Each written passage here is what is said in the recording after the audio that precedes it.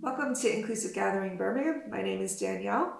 If you haven't been with us before, we are an inclusive and affirming church that really cares about seeking justice in the world and loving each other and learning together. So whether you're gay or straight, whatever your gender identity, whatever your race or ethnic background or theological views on anything, we want you to feel welcome here. And that you can come and be here as you are. One of the things that we really care about is people being able to share where they're really at and creating spaces for conversation about the tough stuff, as well as just having kind of fun together and building relationships in whatever way we can in this strange time. So today is the first Sunday of Advent. And Advent is a special season in the kind of Christian faith where in the 4 Sundays leading up to Christmas, we light a candle. And so it's about waiting and expecting the arrival of Jesus. So because we aren't able to be together in a building this season, we wanted to do a couple things to make it a little bit special for us, that we felt like we could do a communal activity together. So we've sent out to anyone who's requested it this kind of Celtic printable Advent calendar and some candles and some other little goodies and some mindfulness coloring. And so if you got that, and if you've colored it, your plate with your Advent wreath might look a bit like this. If you haven't done that yet, there's still a chance. So if you've got a computer, you can download this from our website, along with today's Advent coloring sheet. And if you do that, we'd love to see your coloring progress over the course of today with the hashtag Advent Project 2020, tag IGB. If you haven't got access to a printer and you'd still like to take part, you could pop 5 tea lights on a plate, or even just light a candle with us, any candle, when it comes to the time to do that later on today. So with that, I will see you again in a little bit, but I'm going to hand over to the band.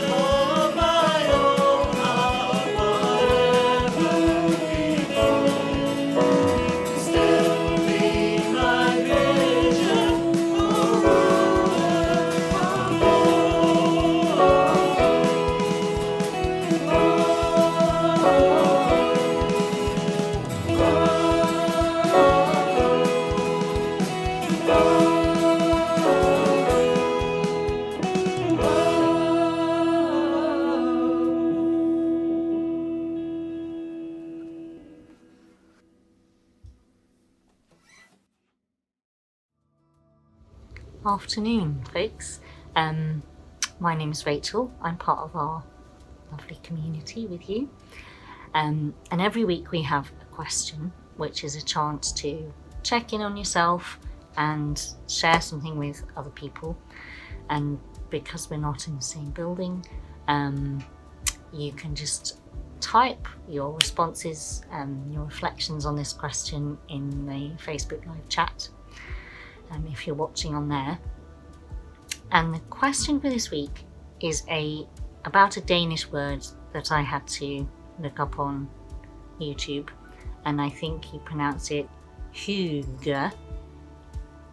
And it basically means everything that is bringing you like warmth and comfort, particularly in the winter when it's dark. So just simple things like an atmosphere or friendship and the coziness that comes with that. So although I live on my own, I would say I am an expert at this. And so here are my tips. I have got here, candles are great.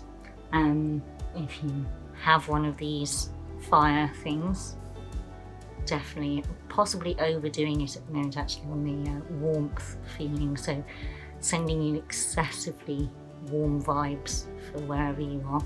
And this tea, which says on it, a rich embrace, tingling with fruity warmth.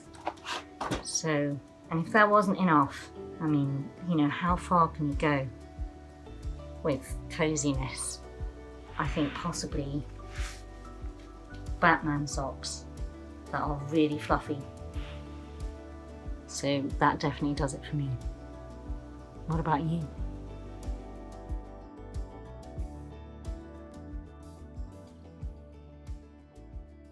Hi, my name's Cam and I'm a member of the Coventry Community Group. Today is the first Sunday in Advent, the season of waiting and expectation. This prayer by Nicholas Lee and Rosie Miles reflects some of that expectation and hope of Advent.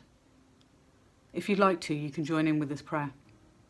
It's also fine just to let the words wash over you. Out of the womb of darkness, the Spirit hovered over creation as her waters broke, and earth and all that exists came into being. Out of the womb of our world's darkness, we seek the holy path that refuses the exclusion of one group by another. Out of the womb of this community's darkness, we dare to birth the light of creativity and welcome. Out of the womb of the winter darkness, we journey deep inside with sacred intention as nights draw in towards the shortest day. Out of the womb of our own darkness, we reveal before the loving gaze of God our fears and brokenness, our hidden hopes and longings. Out of the womb of Advent darkness, we wait in hope for a God who comes as kin, holding out a newborn's tiny hand. Amen.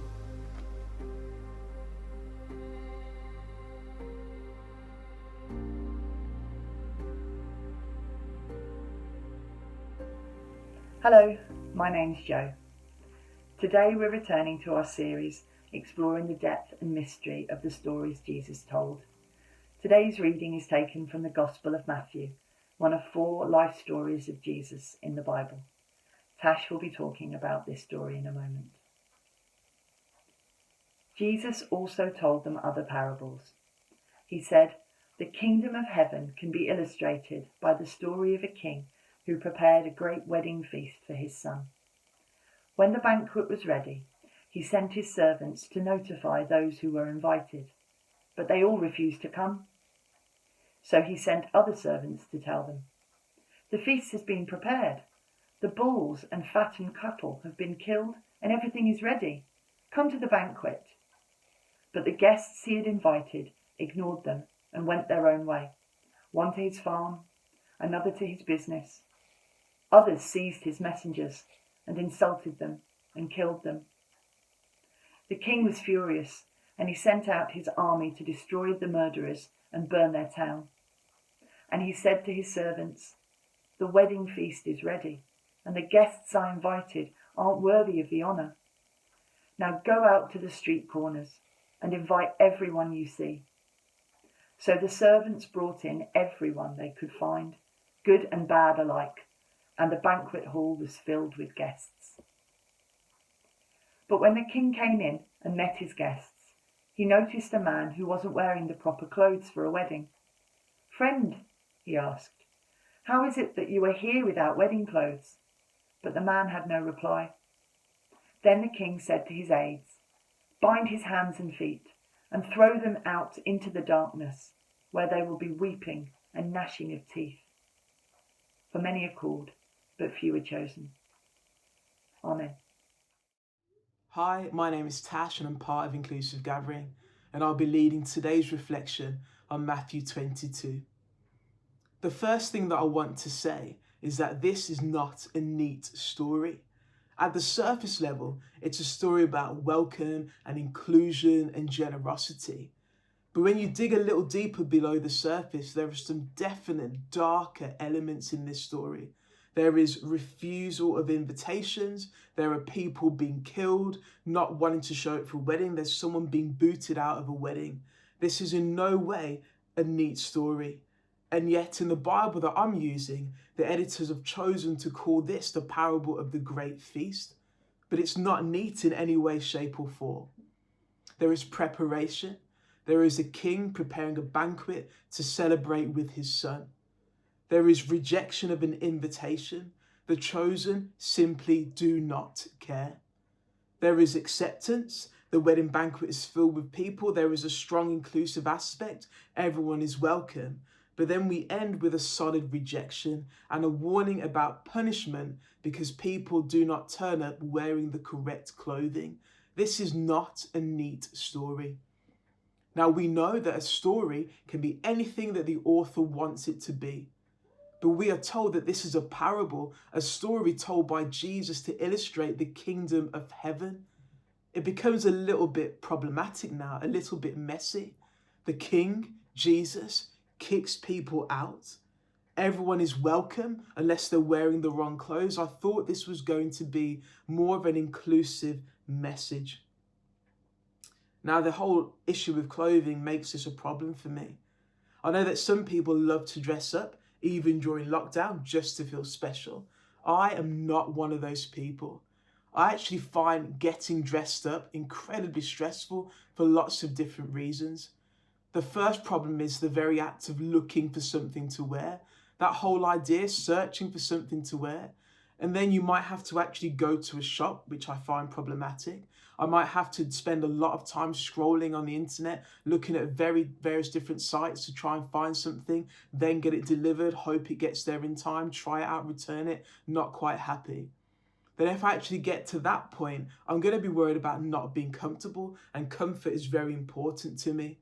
But maybe the worst thing about dressing up is the fact that I know that people are going to be looking at me, commenting that I'm wearing something different, something that isn't black and jeans and trainers. Dressing up is something really, really stressful for me. For me, the most stressful part of it is maybe going to weddings. That's a whole heap of work right there, just like in this story. For my own wedding, I've had to go to see a tailor to get specialist expert advice because I just couldn't cope by myself. But I will do it, and we will do it, not to honour the occasion, but to honour the people that we love because they are worth the effort. And that's what I think is at the heart of this parable, a sense of honour and worth. I think this parable really does tell us something important about Jesus and the kingdom of heaven. And I think this parable also tells us something very important about the way we respond. But there is definitely a tension between inclusion and exclusion. And so firstly then, what does this parable teach us about Jesus and the kingdom? If we look at verses 9 and 10 again, it says, "Now go out to the street corners and invite everyone you see." So the servants brought in everyone they could find, good and bad alike, and the banquet hall was filled with guests. Now, the Greek language of the New Testament is very clear here. Everyone is absolutely welcome. The invitation is to as many as they can find, evil as well as good. And in both verses, the language remains inclusive and unrestricted. Go out and fill the banquet hall. There are no guidelines, there are no expectations, there are no exclusions at all. And so this teaches us that according to Jesus, all are worthy, all are welcome, and all are worthy. The second thing to consider then is the importance of our response. I actually think that the people in verse 5 and the man in verse 11 had a similar issue or attitude. They did not deem the king to be worthy. They didn't believe that he was deserving of their effort, attention, or respect. In verse 5, the people didn't even want to turn up. And in verse 11, the man turns up wearing the wrong clothes. You could ask yourself quite rightly, why is this such a big deal? Doesn't it say in the Bible in 1 Samuel chapter 16 that people, mankind, looks at the outward, but it is the Lord who looks at the heart? I think that if we look at other passages in Scripture, they will help us to understand this point. At the end of the parable of the lost son in Luke chapter 15, when the wayward son comes home from his reckless living and is received by his father, the father gives the command to fetch the best robe and sandals and a ring, and he reclothes his son. So I think there Jesus is making a connection and showing us that the clothing, the external, can actually have great significance. If you look at Matthew chapter 12, I think it helps us to understand Matthew chapter 22. In Matthew chapter 12, Jesus teaches that a tree can be recognized as good or bad by its fruit, as in what is on the outside. In Matthew 12, Jesus goes on to talk about that it's from the abundance of the heart that the mouth speaks. In other words, the connection between what's outside and inside cannot be ignored. I think that the Apostle Paul, writing in Colossians chapter 3, helps us to understand the importance of what is on the outside when he talks about putting on love and putting on the new self. In other words, there's something about our appearance that reveals what is going on in our hearts. And so for the man at the wedding, his choice of clothing actually revealed what he thought about the king. King, you are just not worthy of my effort, attention, or respect. So his lack of clothing, his lack of dress revealed a lack of reverence. He didn't show that the king was worthy. As this links to Jesus, all people were worthy, but not all deemed him to be worthy. And as this links to us, we are all welcome and we are all worthy. But have we recognized Jesus' worth? In our responses to Jesus, are we giving him our effort, attention, and respect? A few weeks ago, I listened to an episode of the Evolving Faith podcast, and Jonathan Martin was giving a talk. And he said that following Jesus isn't about shared beliefs. It's about shared practices. I'm not saying that beliefs don't matter. It's our practice that informs. It's the practice that shapes. In John chapter 13, Jesus said that people would know we followed him, that we belong to him because of our love, our practice on the outside. So while it seems really over the top that a person would be kicked out of a wedding for their external appearance, our external appearance reveals a lot about what is going on the inside. Dressing up will probably never be my favorite thing to do, but I will always do whatever I can to show the people I love and the God that I worship that they are worthy. This story may not be neat, but I believe there is a genuine invitation to all. And my prayer is that we would learn to be those who respond in a worthy manner. Amen.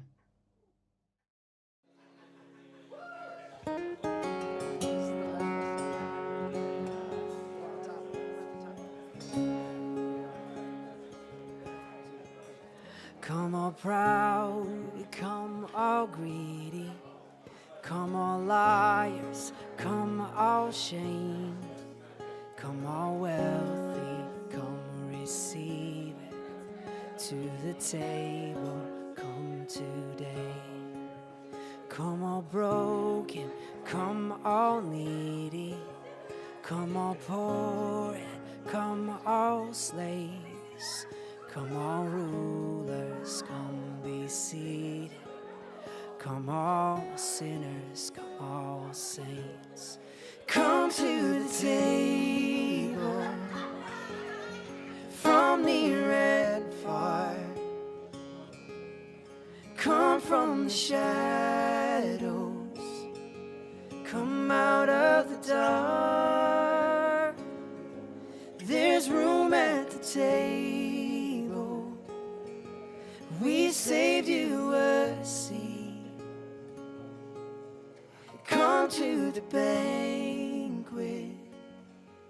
Come join in the feast.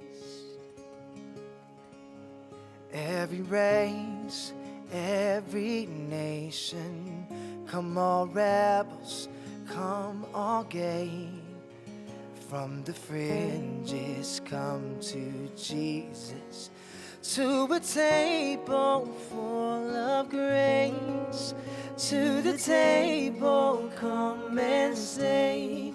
Come to the table, come eat and drink.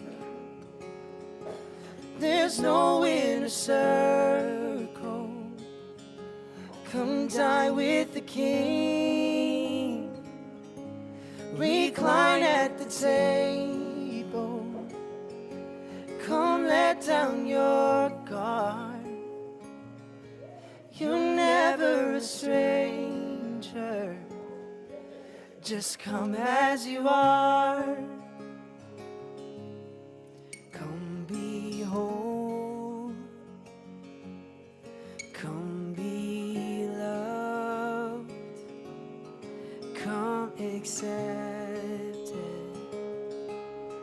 Come now, come. Come be whole. Come be loved. Come accepted.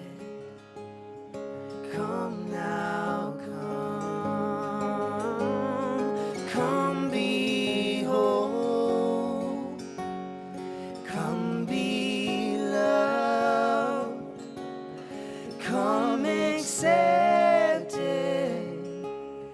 Come now, come. Prepared is the table. We're ready to feast. The party's waiting. There's more still to feed. The harvest is ready. So go fill every seed. Go live out your mission. It's a kingdom of priests. Go live out your mission. It's a kingdom of priests.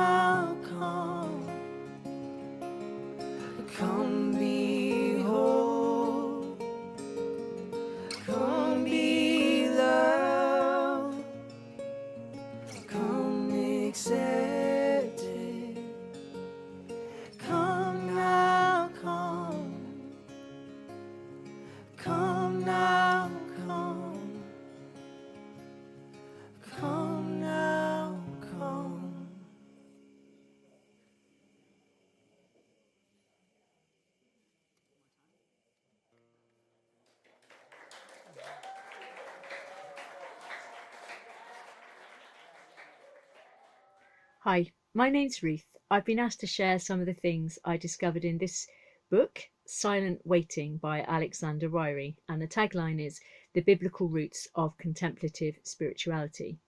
So you'll guess from the title that Ryrie writes quite a lot about waiting, and he mentions a lot of Old Testament verses, particularly ones from the Psalms, where the psalmist writes things like, "Yet I will wait for you, I will seek your face, O God, you are my God, I will wait for you." It's obviously a recurring theme. Ryrie looks at what seeking God's face means and the countenance of God, words like that, which are actually translated from punim, which means presence, he says. So when the psalmist talks about seeking God's face, the psalmist isn't obviously looking for an eyes, nose and mouth situation, but is talking about finding God. A bit like when we picture somebody in our mind's eye, it's not just about their physical characteristics, their hair or nose or whatever, but we kind of think of what they're like as a person as well as those things. Ryrie talks about waiting for God, not being a kind of impatient, are we there yet? Or can I have what I want yet? Or pacing the floor and going, come on, God, get your act together. But a kind of waiting that's actually just about practicing silence in the presence of God, stopping and being content to just be in the presence of God, or even to wait to feel that presence of God. It's not about waiting for something, but for someone.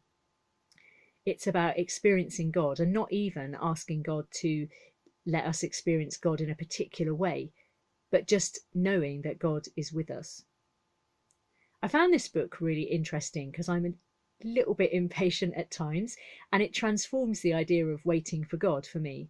I have many times had God on the clock. Come on, God, it must be time now. Or at least if you could give me a time, a rough date or the month maybe that things might happen or change. And this asks me, this book, to look at waiting differently, to even defer my plans and just wait for God's presence instead. God's absence is also written about by Ryrie, and he says how waiting for God sometimes shows us how far we are from God's presence. So we even get a sense of God's absence.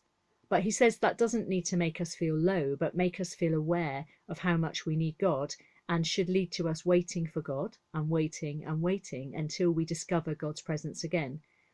Ryrie says there's hope to be found, even in a sense of God's absence, because we know that the God we wait for is worth the wait. And again, that wait isn't about getting what we want or even getting a particular experience or feeling good, but just waiting for God's sake, literally, just to know the presence of God. Ryrie calls it a spirituality which gives priority to God, because it values God's presence above all things, because God, God's self, is enough. Hello again, I'm Danielle. I'm Joel. And as I said earlier, today is the first Sunday of Advent. And so many of you will have received a little pack to make your own Advent wreath. If you haven't, you can just watch what we're going to do today, or you can grab any candle and light it. Even just pop 5 tea lights on a plate, or just light any candle. So the word Advent comes from the Latin word adventus, which literally means coming. So it's about expectation and waiting. And as the world gets more complex and quick, we tend to jump straight into Christmas and miss this whole season of Advent. So for us, this is a way of kind of leaning into that wistful longing and waiting period a little bit. So as a community, we want to just make time together to do that and to recognize that this is a weird season, and for some of us, it holds some pain as well as beauty, and that all of that can be part of how we mark this time together. So today we light the hope candle. And as the winter days dim and bow to early darkness, you, God of light, set watch in the night sky and beckon the wise to follow. When hope hangs low in the human heart, you, loving Creator, kindle compassion, breathing life into the early embers of change and empathy.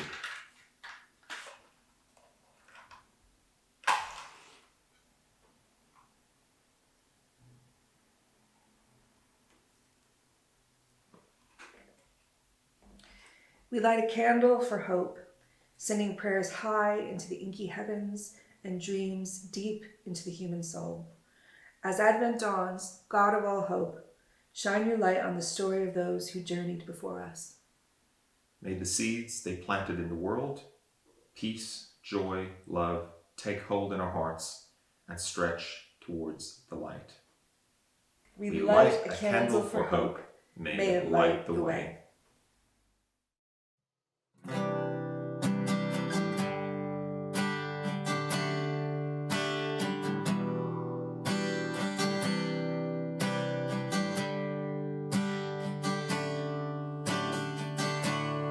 Bless the Lord, oh my soul, oh my soul, worship His holy name. Sing like never before, oh my soul, I worship Your holy name.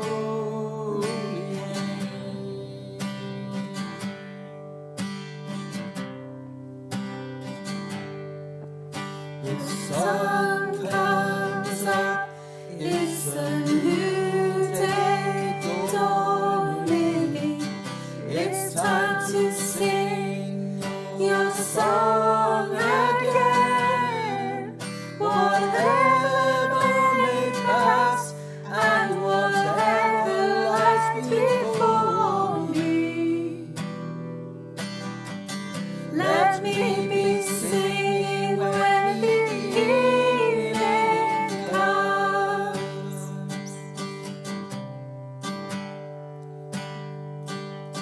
Bless the Lord, oh my soul, oh my soul, worship His holy name.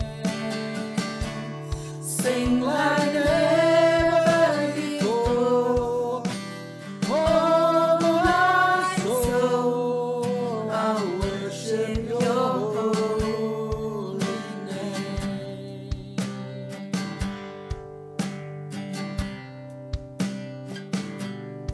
You're rich in love and You're slow to anger. Your name is great and Your heart is kind. For all Your goodness I will keep on singing. 10,000 reasons for my heart to find.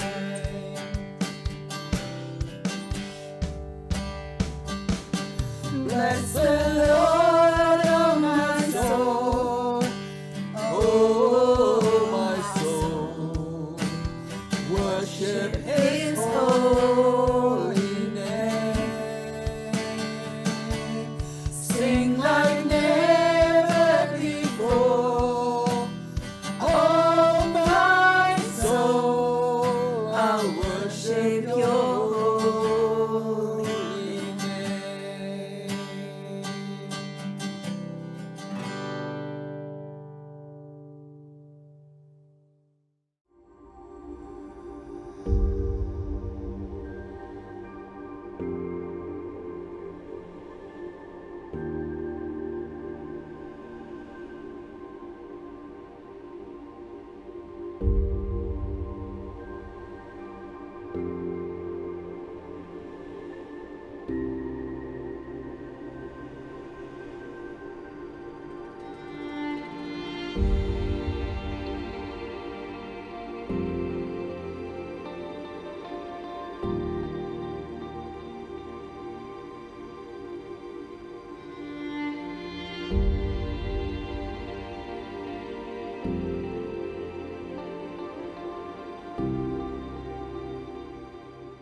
So thanks for joining us today. I'd love to see pictures of you, your Advent wreaths, lighting your candles, your coloring. So feel free to post those in the chat or on any of our social media. Just tag us in at New Church Brum with the hashtag Advent Project 2020.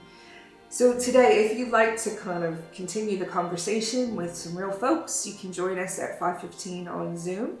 we'll be posting the link, and we can talk more about the themes of today, or just have a kind of casual natter kind of catch up. There's a number of different things for Christmas and Advent going on, so we'll continue to light these candles every week. But also we've got some Christmas baking on Zoom scheduled. We've got an Advent creative writing session being led by Nona. There's Friday evening crafts on Zoom led by Nets all throughout December. And of course, with now being in tier 3, there's still the possibility of meeting in groups of 6 outside. So there's going to be some walks organized, including a Christmas tree trail walk. So keep your eyes posted for that. I think what we really want to focus on during this time is to connect with each other, to support one another, and to look for ways to kind of sow hope and light into this time of year, even though we can't approach it in the ways that we normally do. We're also on the 13th of December, we're doing our traditional annual Inclusive Community Carols event. We're live streaming that, so it will be my band Eek playing some songs live, and we invite you to join us for that. It would be great to be able to invite friends to it too. It's going to be a very fun, kind of accessible gathering together on the 13th at 4 p.m. on Facebook Live and YouTube. We're also going to be supporting at that event the No Recourse to Public Funds Debt Jubilee campaign that Red Letter Christians UK are running, which the idea of that is to raise funds to buy and cancel the debts of the most vulnerable, so people who have had no recourse to public funds stamped in their passports and consequently have been charged to use the NHS or for accommodation. It's put them into great debt, and it's a bad situation. So we'll tell you more about that as the time goes on, but if you'd like to check that out, there's a link where you can read more about what we're supporting and why. It's what we do every Christmas. We choose a cause and we get behind it and profile it at our Carol event. So that's all for today. We'll see you at 5:15 on Zoom. And if you have any questions, or you could use a chat or like a talk through how you get onto Zoom, or a trial run with somebody, I love to do all that. So email us at newchurchbirmingham@gmail.com. So I'm going to finish with the blessing that we share together as we leave every week.